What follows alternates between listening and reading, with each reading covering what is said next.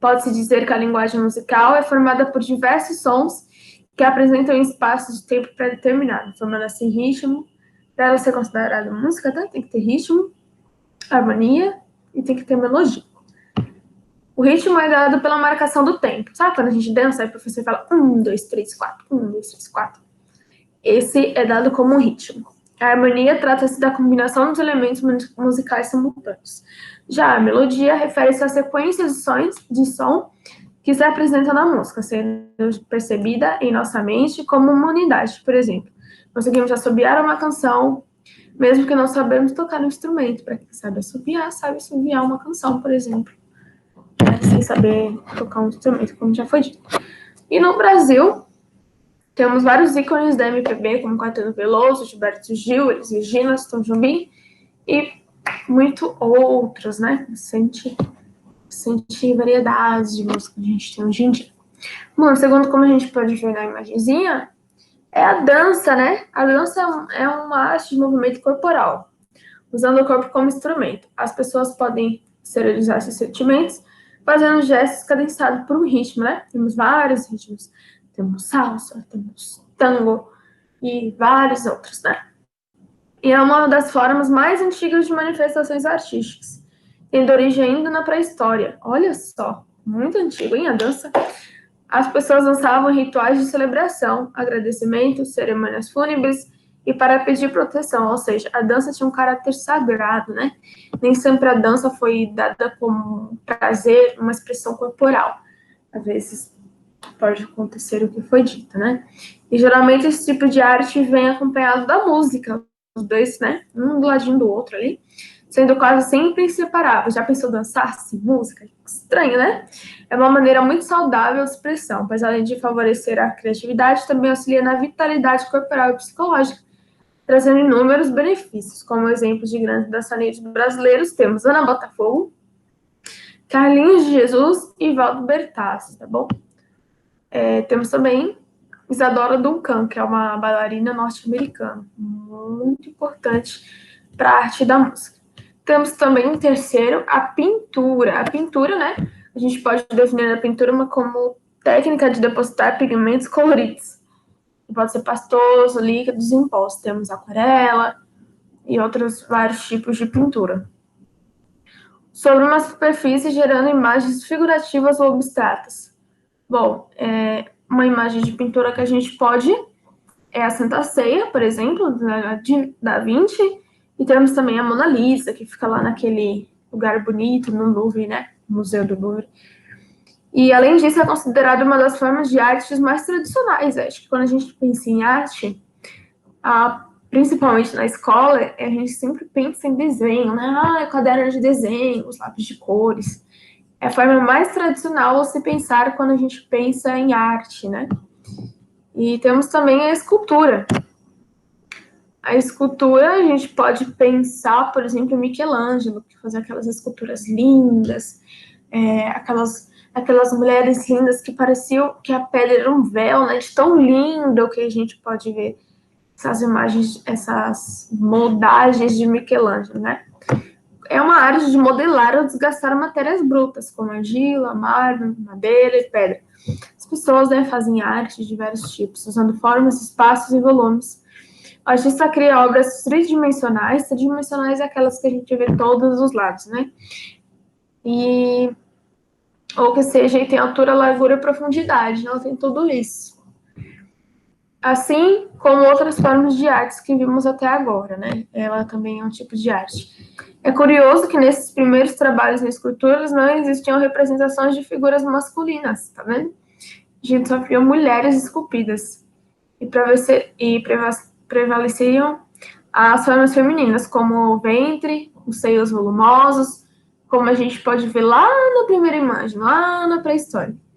Um exemplo é a estátua de Vênus, encontrada em Áustria e esculpida há mais de 25 mil anos.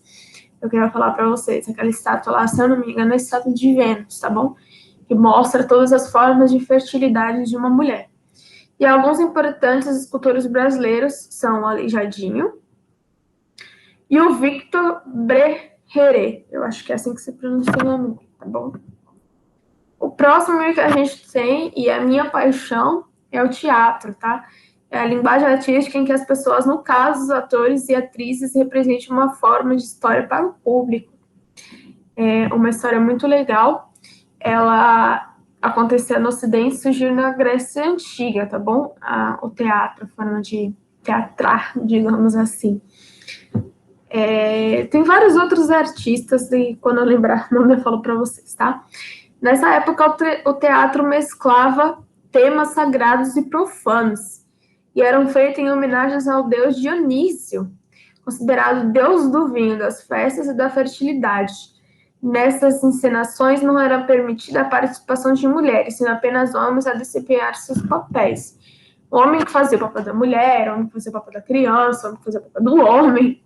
Os gêneros teatrais que haviam na Grécia Antiga eram somente a comédia e a tragédia. Pô, lembrei, uma série muito legal que a gente pode ver é a Divina Comédia. Ela faz tudo isso, né? Ela critica tudo e é conhecida também como Inferno de Dante Alighieri, né? Que é o nome de uma escola muito famosa.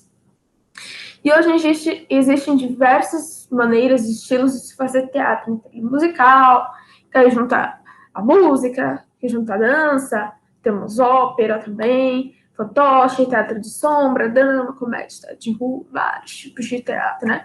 O famoso le mise en scène é uma frase muito marcante no teatro, que significa que é só uma cena, você só faz uma cena, né? Sendo uma falsidade ou não. Uma curiosidade para vocês. E no Brasil a gente pode citar grandes atrizes e atores como Fernanda Montenegro, Paulo Truan, Bibi Ferreira, Raul Cortez, vários, né? Esses são os que mais, digamos, mais tops, assim, né? Os que mais sabem se dar ao teatro. E a sexta que a gente pode ver na menininha do lado é a literatura, né? É uma ferramenta utilizada para se expressar, são os livros que a gente vê, e ele figurou o marco e delimita o fim da chamada pré-história com o início da história. Foi a literatura que fez tudo isso, tá? Até porque é por conta do início da escrita, né, gente? E com o passar do tempo, a sua evolução, ela passa a não ser só um meio de comunicação. Ela pode ter sentimento, reflexão, pensamento, narrar história. A gente pode contar uma história em primeira, segunda, terceira pessoa. A gente pode contar poema. A gente pode contar várias outras formas de narrativas, por exemplo, contos. Tudo isso é uma forma de se escrever, é uma forma de literatura, né? Entretanto, podemos dizer que a literatura sempre representou uma importante fonte de conhecimento histórico acerca da sociedade. São muitas maneiras de se escrever, né? Prosa, ficção, romance, poesia e cordel. E alguns deles, né, no sistema literário nacional, é o Carlos Drummond de Andrade, a Cecília Meirelles, entre outros, como Clarice Lispector, tá bom? O sétima arte, não confundam com teatro, é o cinema, também é considerado uma arte separadamente do teatro. O cinema é um tipo de arte que surgiu após a invenção da fotografia, como o desdobramento dela, utilizando várias imagens, fotografias que são projetadas muito rapidamente em uma tela. O olho humano enxerga essa sequência de fotos como um filme, ou seja, como um movimento. O primeiro filme, digamos assim, do cinema foi a passagem de um trem, foi gravado ao ato da fotografia, ao ato de fotografar, que também é a próxima arte. E juntando essas duas, que acontece um filme, né? Na sala, muita gente se assustou. Se vocês quiserem pesquisar um pouquinho, vocês conseguem achar esse vídeo, por exemplo, no YouTube, tá bom? E a origem dessa linguagem artística se deu no final, né, de um século. Na época, muitas pessoas estavam buscando maneiras de criar algo semelhante ao cinema. Mas foram os irmãos Auguste e Louis Lumière que fizeram a primeira projeção cinematográfica em 1895 da França. Tá? É o que eu falei, a chegada do trem, ó, o nome é La Ciotat, ou Saída dos Operários da Fábrica, que é esse filme do trenzinho, tá bom? E a partir de então, essa técnica foi muito aprimorada e hoje temos a apreciar e nos divertir com filmes 3D, tá? Quem gosta, gosta, quem não gosta, tem que assistir o 2D, né? Que a gente encontra muito em várias salas de cinema, de vários tipos, pequena, grande, que cai chuva em você, que você sente o cheiro, tem cinemas extraordinários. Eu também sou uma apaixonada por cinema. né? E podemos citar como os diretores notáveis do cinema brasileiro Walter Salles, Fernando Meirelles, Hector Bebenco, entre outros, tá bom? E o próximo, que seria a fotografia, tem origem grega e significa escrever com a luz. Olha que bonito, gente, nem eu sabia disso. Escrever com a luz significa fotografia. Sendo que a foto quer dizer luz e grafia exprime a noção de escrita, uma arte que se utiliza com máquinas para captar imagens por meio de reações obtidas através da iluminação. O ano de 1826 é considerado um marco da história da fotografia, quando o francês Joseph Niepce conseguiu fixar a primeira representação fotográfica em uma placa de estanho, tá bom? O resultado foi uma imagem tanto quanto borrada do telhado da casa da vizinha, mas ele foi precursor, né? Ele que conseguiu. E fotografar é como fazer um recorte do mundo, optar por exibir um ponto de vista de um determinado olhar. Contudo, também possibilita a criação de novas realidades. Bom, como você pensar, né? Como o nome no sentido literal diz. Se você pensar, por exemplo, vamos ler um livro, você lê o livro, é o livro transformado em filme, por exemplo, né? Você imagina como é e a fotografia captura isso para você. Um dos fotógrafos brasileiros mais importantes e reconhecido mundialmente é Sebastião Salgado. Mas temos também Cláudio Andujar e Germán Lorca, tá bom? Temos também a nona. A nona é a arte em quadrinho. Muito legal, né? A famosa HQ, que hoje em dia é representada por vários tipos. HQ de trás para frente, de frente para trás, preto, branco, colorido. Tem vários tipos. É definido como uma sequência de desenhos feitos em quadros que juntos contam uma história. E tem os balãozinhos, como as expressões, várias outras formas, né? Atualmente, as HQs são presentes em todo o mundo e representam um importante meio de comunicação de massa. Muita gente lê HQ, né? Por exemplo, Avengers, que são os Vingadores, esses primeiros viram HQ para depois virar filme, por exemplo, para quem não sabe, né? Os suportes escolhidos pela maioria dos desenhos de quadrinhos, também chamados cartunistas, são os livros ou tiras publicadas em jornais e revista. No Brasil, a HQ que mais se destaca é a da Turma da Mônica, criada por Maurício de Souza em 1959, hein? Rapaz! E a 10ª arte, para quem não sabe, nem eu sabia, jogos eletrônicos é uma atual arte. É, gente, jogos eletrônicos também é arte.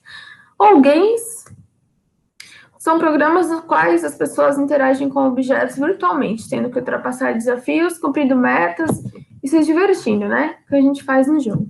A partir do lançamento do Atari em 1977 no ZEU, nos Estados Unidos da América, o universo dos games ganhou impulso. Com o Atari era possível entreter-se com diferentes jogos utilizando o mesmo console, ou seja, a mesma máquina, ou um videogame. Por conta da evolução tecnológica, esse tipo de arte está sendo constantemente aprimorado, né? Hoje em dia a gente pode pensar, né, aprimorado, o que será? Por exemplo, o PS4, né, o PlayStation, o famoso PlayStation, que sempre se atualiza, sempre muda. Antigamente tinha aquele calmo de fio no controle, hoje em dia já não tem mais. As imagens eram bem borradinhas, cheias de pixels, e hoje em dia também não é mais, para esse filme, né, bastante para esse filme. E sendo uma das formas mais populares de diversão e entretenimento em todo o mundo. Alguns jogos brasileiros que vêm fazendo sucesso são Celeste, Horizon Chase e Until Dead, tá bom? E a última arte, parecida com a arte dos jogos, tá? Aqui eu acho que as duas últimas são artes que acabaram de entrar, tá bom? Artes contemporâneas, digamos assim, pós-moderna, né? Trata-se de um tipo de arte que evolui concomitante ao desenvolvimento tecnológico. Ela teve seu crescimento na década de 1980, então se a gente vê, são artes realmente novas, e foi impulsionada pela música do francês Pierre Henry, considerado o precursor da música eletrônica, tá vendo? A arte digital não é um desenho na tela do computador, por exemplo. Ele abrange tudo isso, né? Como a música eletrônica, por exemplo. Hoje em dia, essa forma de expressão, também chamada de ciberarte, engloba muitas linguagens até da música, como vídeo, fotografia, desenho, cinema e até mesmo a literatura. Então, digamos que a cyberarte juntou tudo, ou quase tudo, e colocou tudo na 11ª colocação de arte, né? E é uma arte relativamente nova. Os suportes escolhidos normalmente são telas de computadores, smartphones, tablets, televisores, projeções e impressões gráficas, coisas que a gente veio a ter acesso, a maioria da população, digamos, dos anos 2000 para cá, né? Não são todos que tinham acesso, então é uma arte nova, uma arte nova. E alguns artistas brasileiros que utilizam essa linguagem são Guto Lacaz e Eduardo Kac, tá bom? E essa é a nossa aulinha de arte. Fica com vocês aí essa imagem dessa bailarina dançando, que é um tipo de arte que eu aprecio bastante, tá bom? Então, eu espero que vocês tenham gostado bastante da nossa aula de hoje. E é isso, tá bom? Beijo, tchau, tchau.